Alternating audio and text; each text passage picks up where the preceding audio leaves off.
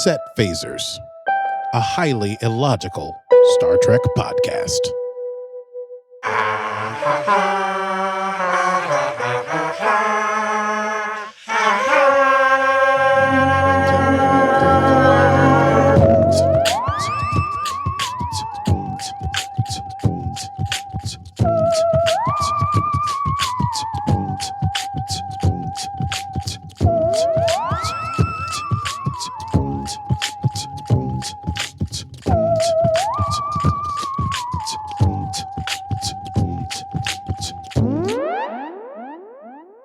Aki, hello, and welcome to you out there to Set Phasers. A highly illogical Star Trek podcast. Indeed. Which we are doing. So, it is Stardate 20918.6, where we shall be discussing Season 2, Episodes 3 and 4 of Star Trek Discovery. And strap in tight, because things are about to get quite bumpy. Without further ado, perhaps we should run it down. It's time to run it down. Can you run it down for me? What just happened? Can you run it down for me? Yes. You know what I forgot to mention in the cold open? Is this sweet, sweet mug that arrived in the mail for me. I was like, where did this come? Set Phasers, a highly illogical Star Trek podcast mug. We feel official now, don't we? I'm drinking my coffee out of it, and I feel very futuristic, very optimistic, and very driven. We have our mugs. Yeah, we sure do. We're drinking out of our mugs. And I love the taste of coffee in the Stardate 20918.6 morning. All right. Season 2, Episode 3 of Star Trek Discovery is called Point of Light. And I did put a note on my chart, nota bene, the previously on Discovery. Nota bene. That's right. I went to public school. The previously on Discovery segment is stated by Laurel in Klingon. So instead of saying previously on Discovery, it's like blah, blah, blah, blah, blah, blah, Discovery, which is cool. I was like, is this going to be a Klingon episode? And it show is. All right, so we begin with... My neighbor has moved back in, and he's an elephant. Oh. He is not light on his feet. You know what? The delivery on that joke was impeccable. Wasn't even a joke. It sounded like a Borscht Belt 1930s joke. My neighbor's moved back in, and he's an elephant. That was great. Dumbo. Well, what's his name? Yep. Dumbo. My neighbor Dumbo's moved back in. And boy, are his ears tired. All right, so that's right. I give as good as I get. You sure do. We're going to say it begins with Michael giving her own star date, 1029.46. This is star date. And they're still sort of working out what's going on with these 7 red signals that make no sense. They are trying to figure out what they are and how Spock could have seen them before they appeared in the night sky. And as she's wondering about this, she walks out into the hallway, boom, into a trainee half marathon. And it's all the trainees in the command training program doing a half marathon. Tilly is among them. She is still being plagued by this May Ahearn character who is a friend of hers who died several years ago. And so it's a figment of her imagination. She actually literally runs through this May Ahearn, and only Tilly can see her, and she's worried that she's mentally unfit. And so she runs away from the specter of May and actually wins the race, which Saru is running. Saru is running the command training program aboard the Discovery, which I thought was sweet. We get our only alert of the 2 episodes, a yellow alert at this moment. There's an unidentified craft. Boom, we go to the bridge. Pike calls Owashekun Owo, which I thought was cute. And they don't know what the ship is, and they're not answering the hails, but they have a diplomatic registry number. And as they are able to get visual ID on it, it is Sarek's ship. So they think, it must be Sarek, who left to go work with the Vulcan High Command on starting a task force to figure out what's going on with these red things in the sky. And so there's a little bit of hemming and hawing between Michael and Pike, because Pike has now alerted Starfleet to the fact that Spock had checked himself into a psychiatric unit. He'd been keeping it secret from everyone, including Spock's parents and family. But Pike says, hey, look, we got to do what we got to do. He sends Michael down to the transporter room. This diplomat beams in. It should be Sarek, but 'tis not Sarek. 'Tis Amanda, Michael's foster mother. And so Amanda, Sarek's wife, shows up. She hugs Michael, and she's like, do not react. You're Spock's only hope. You must help him. And boom, we go to credits. So I still have no idea what's going on in this episode at this point, but it's pretty exciting.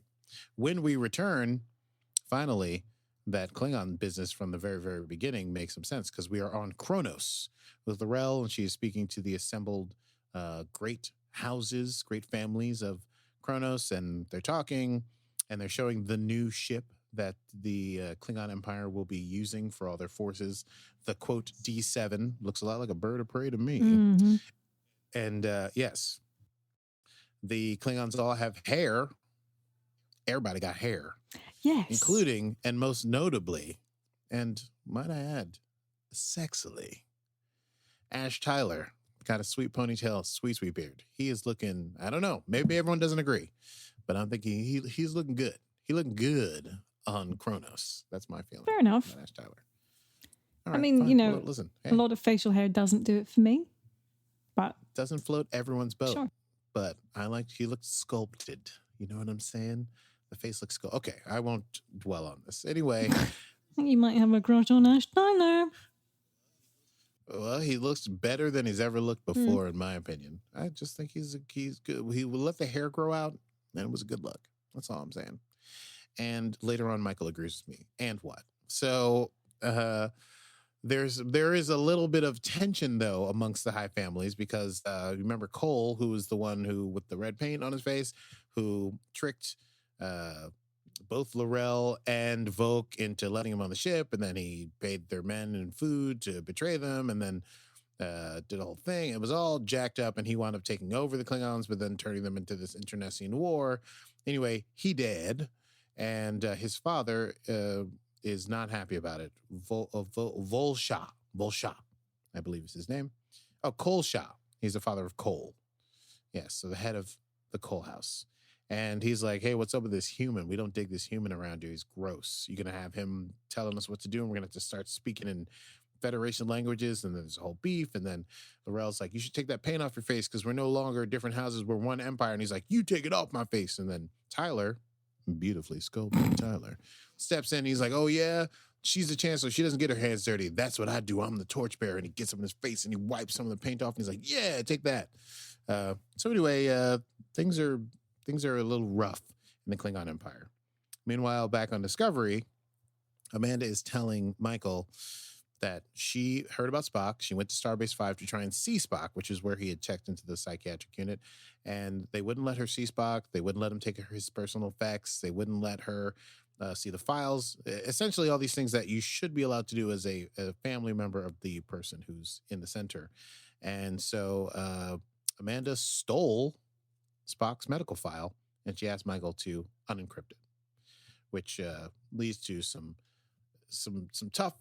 Well, Michael, remember how she went to jail for breaking the rules? So I don't know how she feels about that.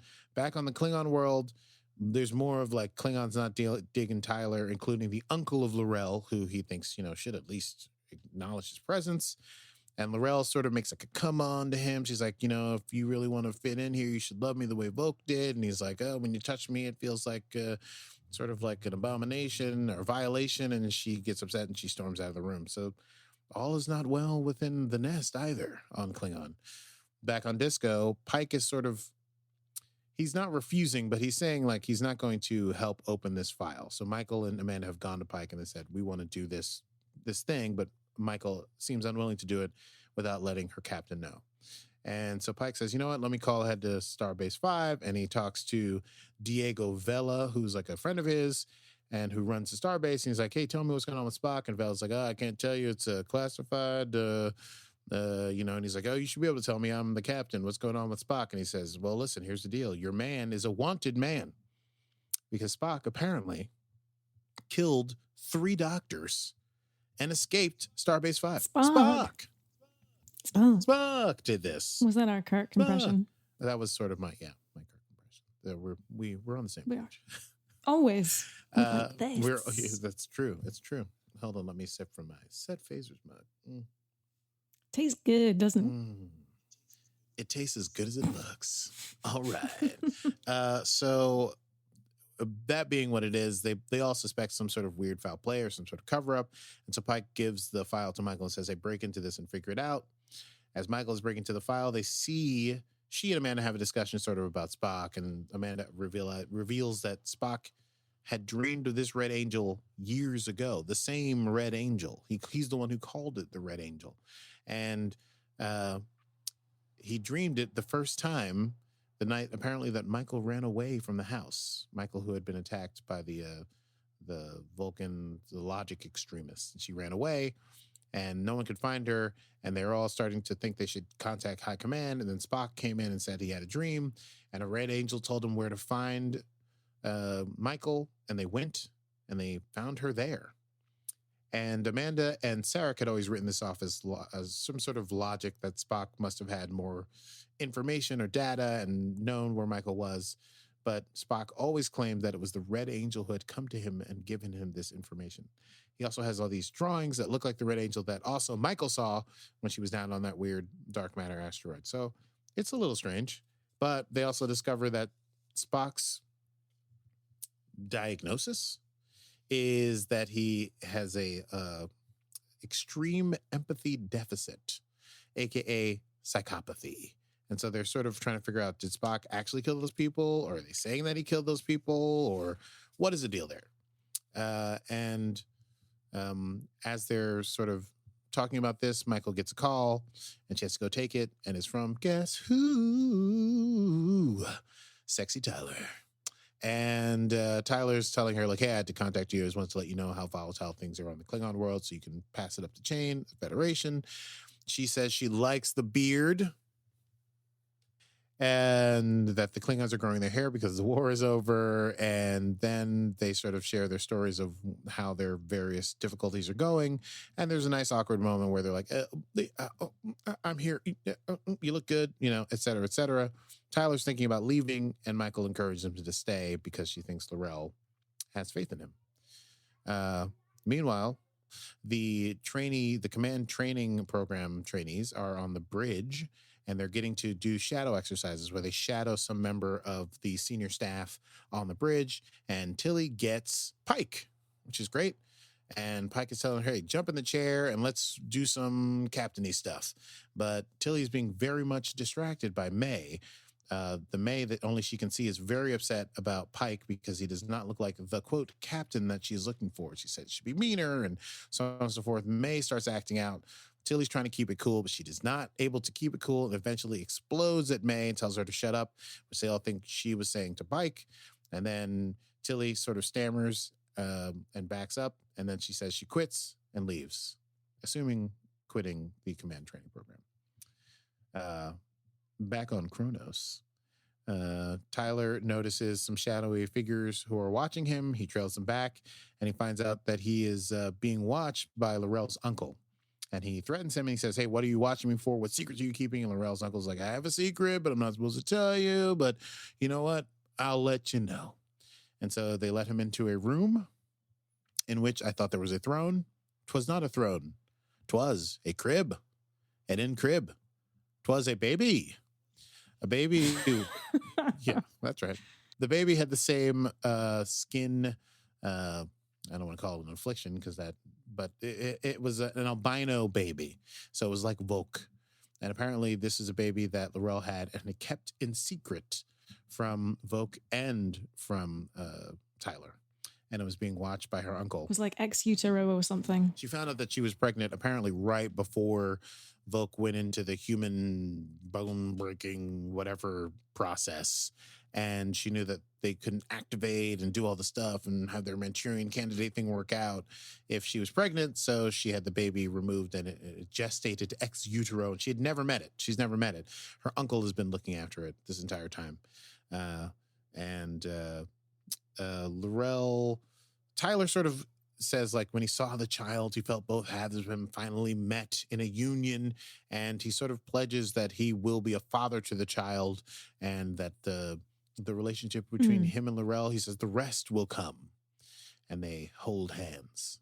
Yeah. Because prior to that, I think he'd said, when she touched him, he felt violated. Yes. Yeah. And then suddenly he saw this child and he was like, oh, yes, this is right. And I'm committed to you and we will do this together. Well, it's sort of like I know we're not in love now, but we need to take care of this child.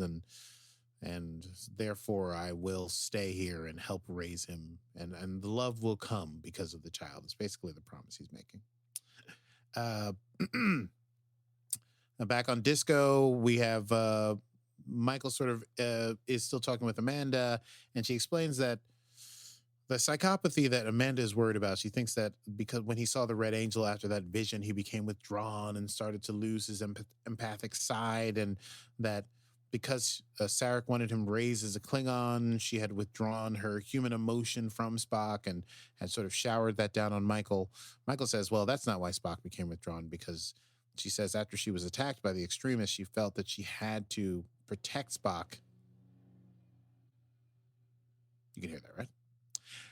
After she was attacked by the extremists, she felt that she had to protect Spock by keeping him away. And so she had to, quote, wound him enough that he wouldn't follow her around, because heretofore he had been her shadow, so to speak.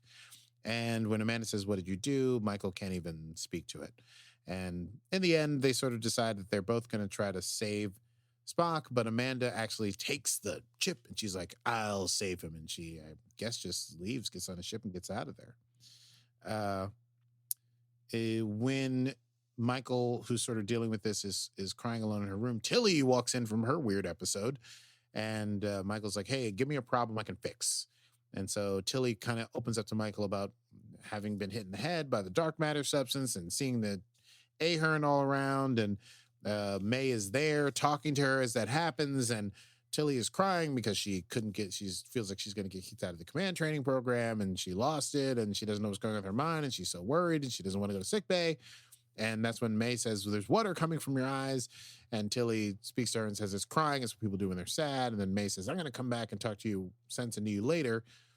And a despondent Tilly is cheered up by Michael saying, well, if she doesn't know what crying is, it's not a figment of your imagination, because you know this May Ahearn. If it was a vision or like a hallucination of someone that you knew, they would know what crying is, meaning that it must be something else.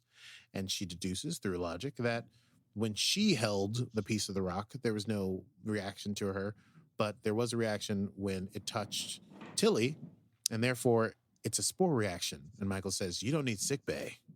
You need Stamets. Oh, yeah. So back on Kronos, this is a pretty exciting moment. It's kind of like the thing that happens here. Tyler and Laurel are going to go see the baby together, and they're like cementing their union. And as they go to the chamber, they open the door, and who should be strung up, bleeding and dead, but Laurel's uncle, and the baby is gone. And they gasp, dun, dun, dun. It's a shocker. And they turn around, and there's a holograph of old Kolsha, and he's holding the baby, and he's like, hey, this baby, it looks pretty good, but I thought he could use some paint on his face. And he like painted the baby's face or whatever. And he's like, hey, here's the deal. I don't like Tyler, and he's gross, and I also don't like you, and here's what we're going to do. I'm going to give you this baby if you sign over control of the Empire to me. You will meet me at your mansion, and we will sign over the paperwork, and then I'll give you your baby, and you get out of here. So it's a kind of like exploitation.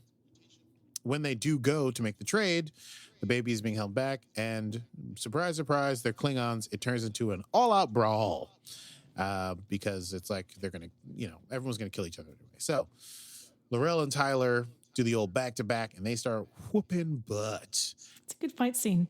It's a great fight scene. There's like, Laurel's doing it with her batleth, and Tyler's got the daggers, and they're fighting, and they kind of kill the last henchman. But they have left Kolsha alive, and he shows up holding a weird instrument that looks like a sort of, I don't know, baton. Do you not think it looks like something out of a 1980s cartoon? Yes, It's it very did sort of look like He-Man-esque. It looked He-Man-esque, or like one of those a shake weight. I don't know. And he's like, well. And then when they think like, okay, they're gonna converge on him and kill him and get the baby, that's when more recruit like his backup shows up. There's more people now, they're surrounded, and he uses the thing in between them, boom, and it sends out this like flare, and they're being paralyzed. And as they're being paralyzed, he says, yes, it will spread to your lungs and your heart will stop, but before we do that, you're going to sign over this empire to me. And he uses his dagger to take some blood from Tyler as ink, and he puts it on Laurel's finger and has her touch the pad. And he's like, ah, ha, ha, ha, ha, I did it. I almost thought it was like an old iPad or an iPhone kind of move. Yeah, Where I he need like your stole her fingerprint. thumb. Yeah. We kept the papers for the Empire on this iPad, this iPhone 4, and we need your thumbprint. Take those gloves off. And he's like, now my first act as Chancellor will be an execution. He's like, get ready to watch your Voke die forever. Just as that happens, the room starts to shake. Sugar, jigga, jigga, jigga, jigga. They look to see there's some weird light that shows up. A hooded assassin arrives with some sort of like pet drone, and boom, boom, boom, boom, boom. Everyone is killed. Voke is put, not Voke, Kolsha is put into like a weird stasis blob. Thing. Yeah, he's held up in the air, and then the figure grabs the weird He-Man thing, and it unparalyzes them, and their immediate reaction is to then both go and kill Kolsha and rip his entrails out. And then the figure reveals who it is, and it is, hit me with the dun-dun-dun, Emperor Philippa Georgiou. Just being badass, you know, like how Georgiou do. And she's like, hey, I'm here and because Starfleet sent me, because I am now Starfleet's premier security consultant. And she's like, I'm here to protect the Chancellor Hood. This woman must be Chancellor. And she talks to Laurel alone, and she's like, here's what you got to do. Do you have the ability to kill Tyler? Because you're going to have to kill him. And she's like, absolutely not. And she's like, you got to kill that baby too, because they're both weaknesses. And Laurel says, I will not choose between my empire and my child. And Georgiou says, I'm not giving you a choice. Ooh, well, let's leave that plot line right there. We get back to Disco. And Tilly is being examined by Stamets, and they find out that she's hosting a parasite, a, quote, multi-dimensional fungal parasite that is like smart and sentient. And so they use a thing, like some kind of weird, like tube puller, magic puller thing, and they pull the thing out of Tilly, and it's a weird, gross blob. It's basically a futuristic mason jar. Yeah, he takes out a mason jar with handles on either side, and he pushes a blue light into Tilly. He says, hey, this is going to sting a little bit, and they rip a giant, weird fungal blob out of her, and they put it up in the air, and they contain it in a containment field.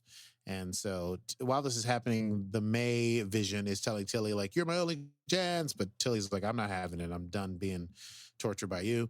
So anyway, back on Kronos, Laurel is speaking to the assembled families, and she says, you know, I had a baby by Voke, and but we were betrayed by Tyler.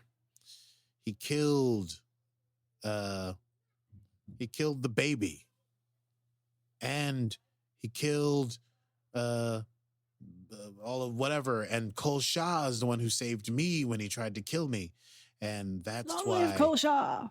Yeah, long live Kolsha. He protected the Empire, and then she like holds up Ash's head and the baby's head, and she throws Ash's head into like the volcano pit, and she says, well, you know, just as Kolsha sacrificed himself, I too have made sacrifices.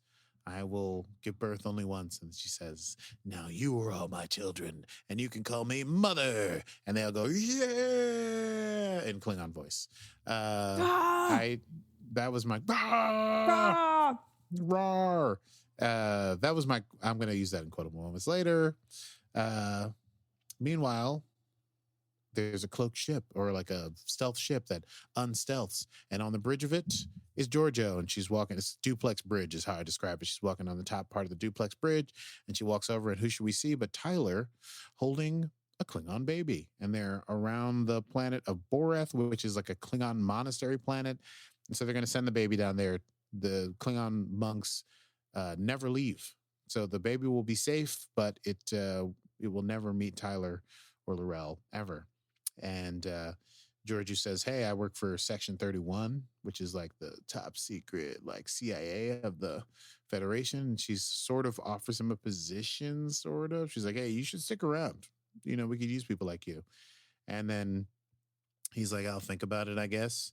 And then she walks past another guy, sort of poorly bald shaven man, whom I don't know if we're introduced with his name here, so I shall not reveal it. But he's definitely the captain of the ship because he's the one that tells him to go to warp after the baby is sent down to the planet. And he says, we got to work on your pitch to new recruits. And she says, don't worry, he's in. Mm. And then he just smiles grimly into the distance. And that is season 2, episode 3. I'm going to try. I'm not good at throwing the papers. Hold on. Reckless is not a thing I do either. All right. Ah! Oh, come on. Literally all just fell right back in front of me. I'm not good at throwing papers. It's all for effect. It looked great. Sure. Is this an Obol for Charon? Did I get that right? Okay, listen. I don't know. We can argue about this all day. Season 2, episode 4 is called An Obol for Charon. Okay? I'd rather say Karen. Fine. I don't remember. What's your preference? Your preference is not Sharon. No. Is it Charon? Maybe Charon. Not All right. Sharon. Well, it's spelled All right, CH. darling. I'll have All a right, white darling. wine Chardonnay. Okay, listen. Sharon, Karen, or Charon, they're getting an Obol. Okay? And I was hoping somebody would say something. The motorcycles are out. I was hoping somebody would say Charon in the episode, but no one did. No one does. Alas, it's a shame. Well, episode 4 begins with someone important transporting aboard the Enterprise. And who should it be? None other than number 1. Number one from the Enterprise. And from these, anyway, I don't know how many people know the original Star Trek pilot episode with Captain Pike and his number 1, who was this sort of like completely, she is like a Spock, Kirk, McCoy combination. She's like, knows everything, no nonsense, shoots from the hip, smart, but also a little ornery kind of sidekick to the captain. And she basically runs the ship without Pike, and we get the feeling that she wouldn't need Pike to run the ship in any case. Anyway, she shows up on the Enterprise and she's updating Pike on how the Enterprise is jacked up, and that they talk about view screens for a while, which is cute. It's like a cute little thing about how everyone else is using holograms. And he's like, I hate the holograms. And he's ripping them all out. We're going to use view screens. And she's been looking into these allegations of Spock. And apparently it's been like top level classified. Nonetheless, she's been able to get information. And he says, how did you get it? And she's like, it's best if you don't know. So she gives him the information, and he has to go to a senior briefing. But she is left eating a hamburger with French fries with habanero sauce, and apparently going to get a milkshake later. Anyway, I love number 1, and we will see more of her in the future. But that's sort of the cold open. In the same time in engineering, the parasite that was on Tilly is now in the chamber, the like driving chamber. And apparently they're discovering that like the mycelial network might be its home. It may not be from any place other than within the multi-dimensional mycelial network. And Tilly's sort of sad that she seems like she betrayed May, but as she has her hand on the glass, the blob like makes a hand shape that touches hers, which freaks everyone out. Mostly me. I might have. It creeped me out. You knew it was going to happen. As soon as she put her hand on the glass, you were like, I was like, something wait weird. for it. But I wasn't thinking it would be a Wait for hand. it. Ugh. Anyway, this is why I can't watch scary movies. That scared me. Me too. This is why you and I both watch rom-coms. That's right, rom-coms. Okay, so the senior briefing, they're talking about the Red Angel. They're trying to figure out what is going on. We still just really don't know. And Michael says there's nothing in the universe like it. And Linus is the name of the alien who had the cold in the elevator a few episodes ago. We figure out in this episode, he sort of corrects, it's not nothing in the universe. It's nothing in the known universe that has these qualities. Saru is getting over some sort of awful cold. He calls it an acute rhinovirus. And the captain, when he comes in, tells Saru, go get some rest. You've been burning the candle at both ends. You look terrible. And Pike shares the info he's gotten about Spock from number one, basically that they've been able to find and track the shuttlecraft that Spock stole after he escaped Starbase 5, and Disco is on a course to intercept. And Michael asks, "Hey, can I recuse myself from this?" She doesn't think she should talk to Spock or be part of the mission of meeting him. And Pike basically refuses her. As they're in the middle of this conversation, however, the ship is pulled out of warp, and no one says red alert, but it's definitely a red alert kind of situation. And they rush out to the bridge, and apparently they're in some sort of multi-phasic shield or field that won't allow the ship to go to warp, and they're being held there. And as they look out the viewfinder, they see a big red spherical thing. And then we go to credits. Okay. So when we come back from credits, we find out this spherical thing defies all sense. Talk about known universe stuff. It is 565 kilometers in diameter, or kilometers, if you're familiar with that word. I'm not, because I'm from here. It melds both organic and non-organic matter, and it is 100,000 years old. So this thing is weird, and it's huge. It's enormous. What? It's how old? Oh, I'm sorry. How could I? And it is 100,000 years old. My apologies for not giving it the gravitas that it requires. It was really funny because I remember watching it and thinking, and they said, "Oh, it's 100,000 years old," and I was like, "Oh, Archie should have fun with that." It's funny because I wrote that down specifically, but I forgot to say it like I do. And the sphere is vibrating. And as they're discussing this, Michael and Pike start speaking Klingon to each other, which is super weird. They're like, what, huh? And then as they go back onto the bridge, the whole crew is speaking different languages to each other. And it happened right after the sphere started to actually respond to their hails. We find out it's not the crew that's changed language, it's the international translator. Oh my God. The universal translator that is on the fritz. The ship is getting all weird and tricky. And since everyone's speaking a bunch of different languages and they got a virtual Tower of Babel there on the bridge, Michael calls down to Saru, who, as we may remember from past episodes, knows 97 different Federation languages. He is still sick, but he shows up and he knows the languages and is able to work out that there is a virus in the comms and in the system that is messing with the translator. He's able to get the universal translator working on the bridge, but not in other parts of the ship. And so people need to go check things out. And he goes with Michael, even though he's still sick, because he's the only one who could really help. She'll need a translator. Engineering, the lab, is unaffected. And so Pike says, "Hey, bring the spore drive online because a warp is not working and this weird big sphere has got us in some kind of multiphasic field." And so they're about to do that. That is when Jet Reno, played by Tig Notaro, shows up, and she's like, "Hey, I gotta work out some conduit bibbly bobbly." She does some Star Trek jargon speak, and she and Stamets go at it. Stamets does not like her, and she does not like Stamets. But it's not personal, it's what they do. But it turns into a personal thing because she is sort of an engineer, and he feels that he is sort of a high-minded scientist, and they get into it about antimatter versus other matter. I don't want to go into it here. I mean, I do, but we don't have time. Anyway, Stamets thinks he's getting the better of Jet Reno, and Jet Reno says, "Hey, I'm uninsultable. You cannot hurt my feelings." And he tries, and then she slams Stamets with a stinger. "Hit me with a stinger." Ooh, that stings. Yeah, she's like, "Hey, I can fix things with like gum and Duct tape.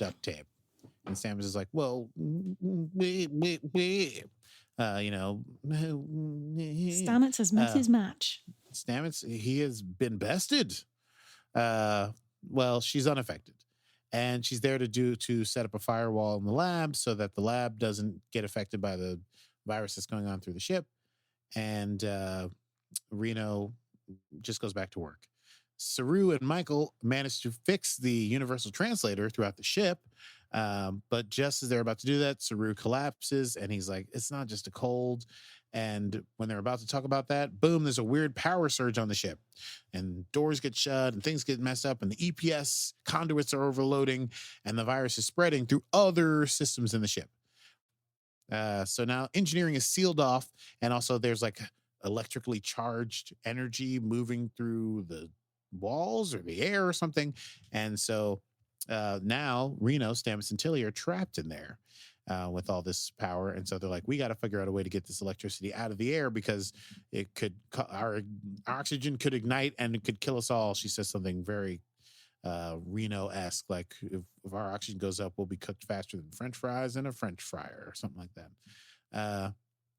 They managed to funnel together some some of the spore tubes because it's can cause electricity to travel through them, and they're going to use the bulkhead as like a lightning rod to get all the lightning out of the air. Anyway, it works. It's teamwork. They do it together. It's great. But the like lightning moving through the room causes them all to pass out briefly. When they come around, the spore is no longer in the chamber. And as they turn around to figure out, where is it? It gloms onto Tilly's arm. Back on Tilly. Okay, so while they're dealing with that, Michael is taking Saru to sickbay, and Saru is pretty upset. He doesn't want to talk about things. He wants to help fix the ship. Pike shows up, and they're talking about it, and he says, listen, okay, I lied to you. It's not a cold. It's a condition called the Vaharai, and it is a condition that is unique to Kelpians, and it's terminal. There is no way not to die from it. Apparently, they're on their planet of Kaminar. They share the planet with the Ba'ul, who are the predator species of the homeworld, and they are sort of the prey species. And when they enter the Vaharai, it is how they know. It is a biological indicator that the Kelpians are ready to be, quote, culled by the Ba'ul. And their ganglia become inflamed, and they're under extreme duress and pain. And apparently, either they die from it or they are driven mad by the symptoms of it, the pain and the information. So that's pretty sad. And everyone's really torn up about it. Meanwhile, back in the lab, they're trying to free Tilly from the parasite, and Tilly is in the like sort of isolation chamber. And apparently the parasite / mushroom is sending psilocybin into Tilly. And so she is tripping hard. She's like half awake, half asleep, half talking, half dreaming. Meanwhile, on sickbay, they figure out that maybe the spear triggered the Vaharai, but they're not exactly sure how. And the virus is starting to destroy the ship, and life support is going down. And Saru thinks that they could develop a defense, a sort of like counter virus that will allow them to slow the virus down. And even though he's like on his last legs and could be dying soon, he's like, I'm maybe dying, but I am not dead. And so he and Michael will go and try to put together this counter virus. And so they're in the room working on the counter virus, and they figure it out, and it's slowly holding at bay the virus that's moving through all their systems.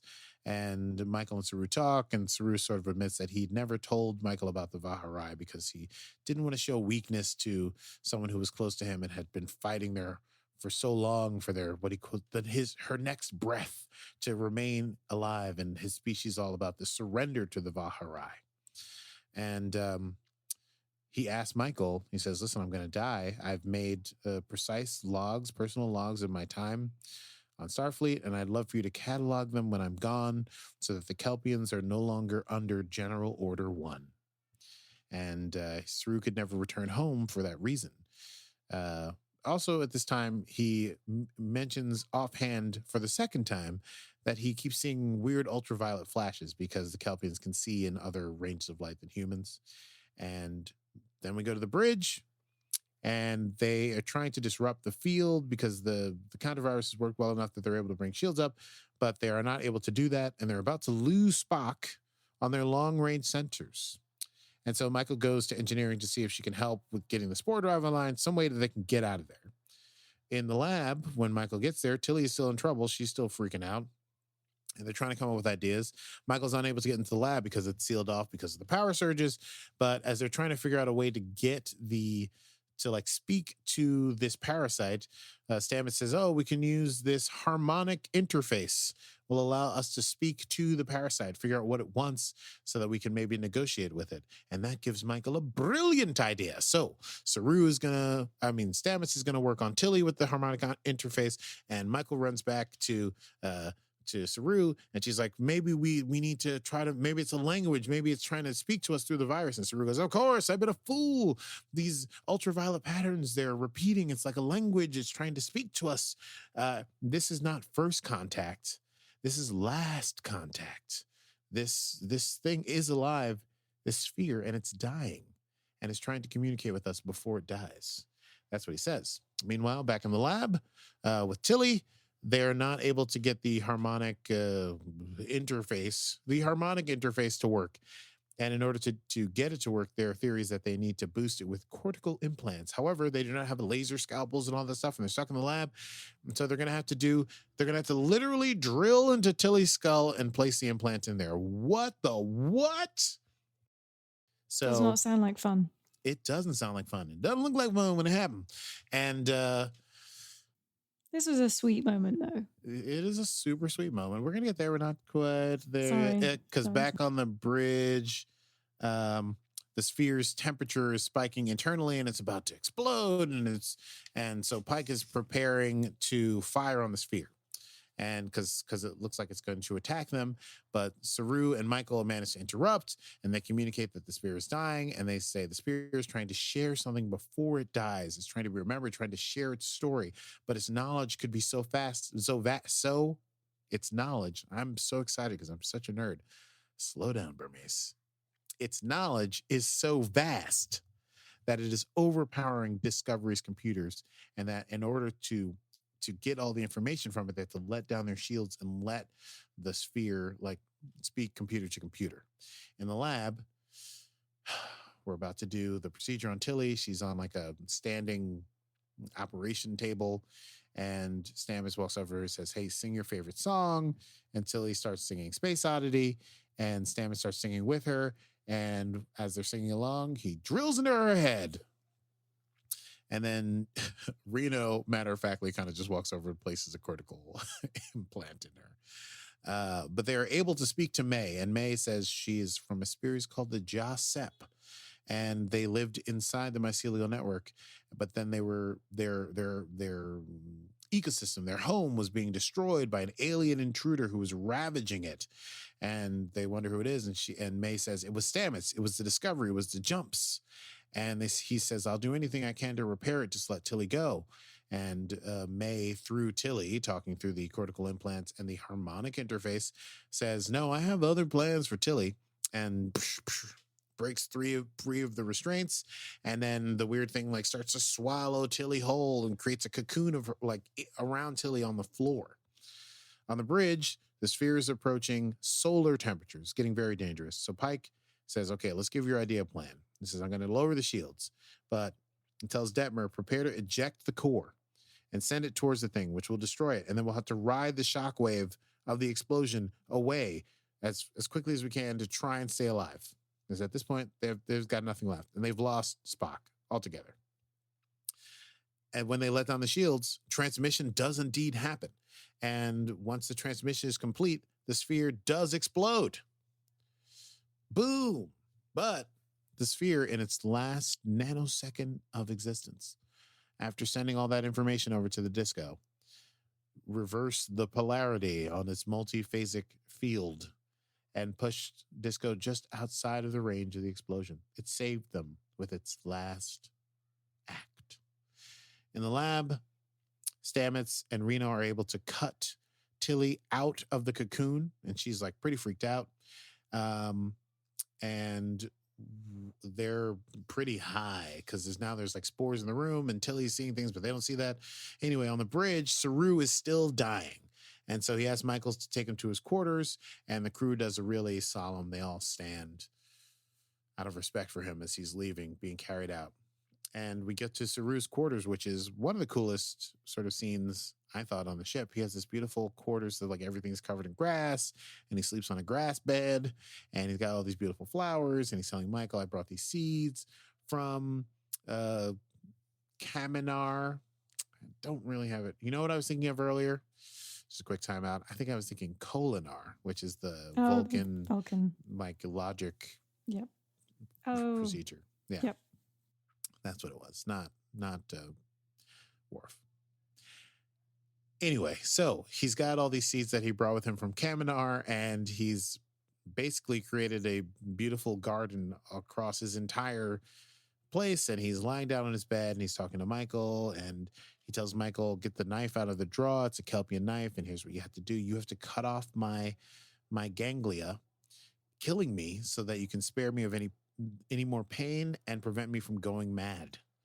And it's pretty hard. Michael starts crying, and they share that they both view each other as family. And he says that are you hearing all that? Should I pause? All right. Well, he says that she replaced his sister Sarana for him in his life, that she left back on the planet, that he was never able to say goodbye to. And so he tells Michael to promise him that if she's given the chance, she will find a way to repair her relationship with Spock. They say a final tearful goodbye to each other. And as Michael lifts the knife to Saru's ganglia, they fall off. And he's not dead. And they're like, what the what? Well, Saru, after the ganglia fall out, he's like his vitals have gone back to normal, but he's no longer crippled by this sort of fear. In fact, he says he feels a kind of power, and the doctor certifies him for duty. He's fine.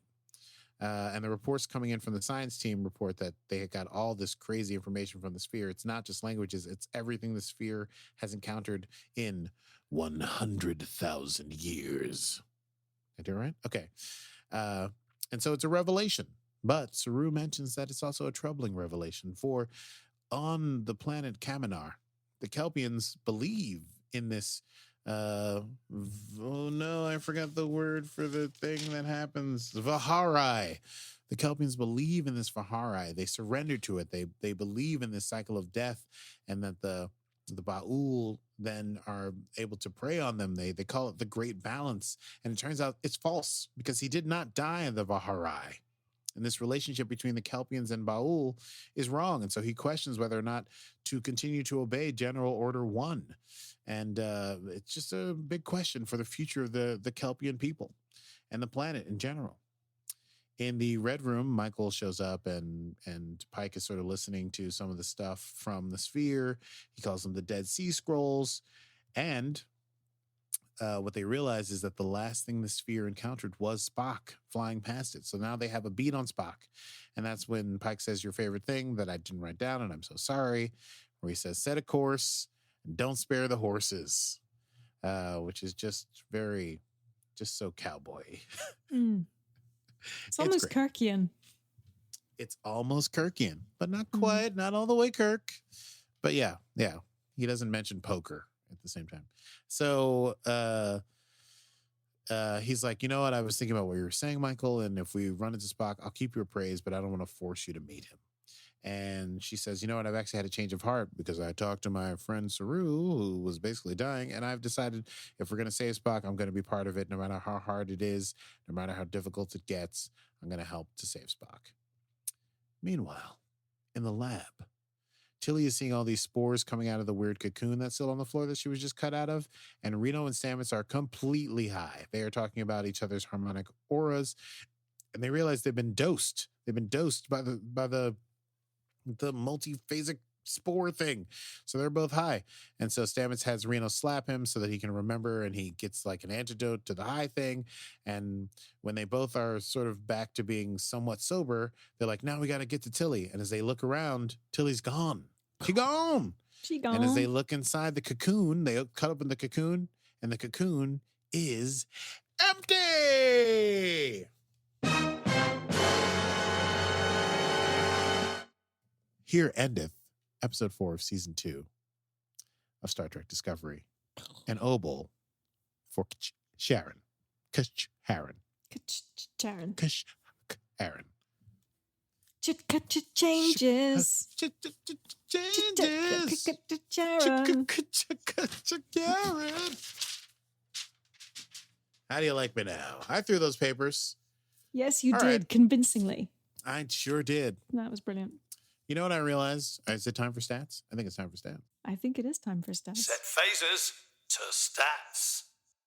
There was only one yellow alert announced in this. I think there were definitely a couple of red alerts, but they were never like announced as red alerts. But I also realized we really should have been keeping in our stats the number of times we hear Klingon Makta Jaj. Yeah. Because I think we might have heard it for the last time here. But there was one Klingon Makta Jaj in episode 3. And if we never hear it again, I will be truly, truly sad. But fortunately, I know how to say it, and I can say it to myself. And to you, Steph. Thank and you. to you, listener. I'm sorry. I have no control. Quotable moments? Yes, let's. Quotable moments. Have you got anything? Well, you said mine earlier, and mine was set a course. Don't spare the horses. That's right. Well, okay. So the one I chose was from episode 3. It's Laurel when she's telling the whole fiction about the baby and Ash Tyler. But I love it when she says, I will only have a bear child once. She says, now you are my children as I raise this family to greatness. Do not refer to me as chancellor, for I deserve a fiercer title. From this point forth, you may call me mother. I kind of want to like just a huge power chord on electric guitar when she says like 80s power chord. Yeah.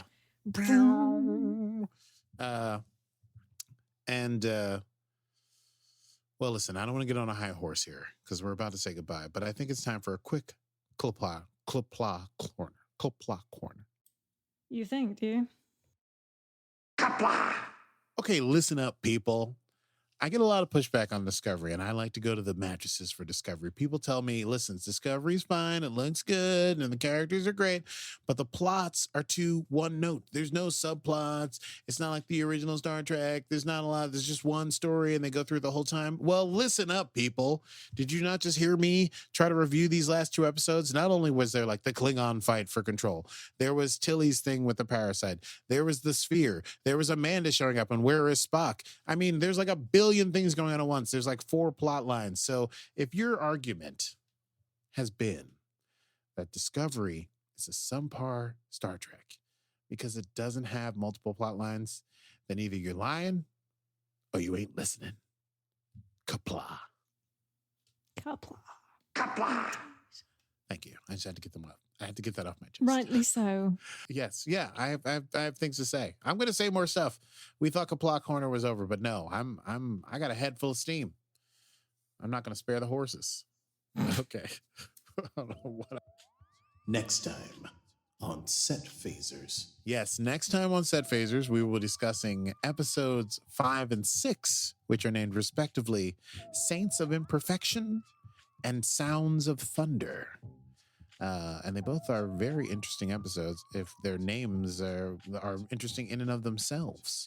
So, Indeed they are. Yes, tune in next Friday for a future installment of Set Phasers in which we discuss those episodes. And we're crushing through season 2 as we continue on our accelerated pace so that we can be on target for mid-October when season 3 begins. 4 weeks left. Dun, dun, dun. 4 weeks left. Too many episodes left.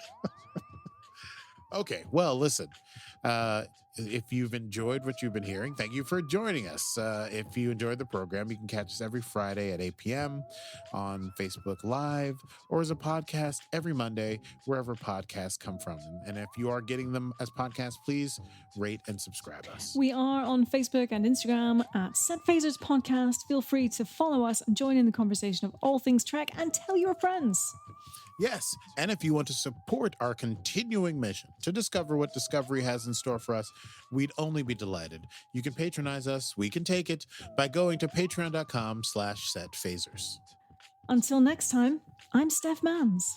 And I am Aki Burmese, and this has been Set Phasers, a highly illogical Star Trek podcast. Computer. End program.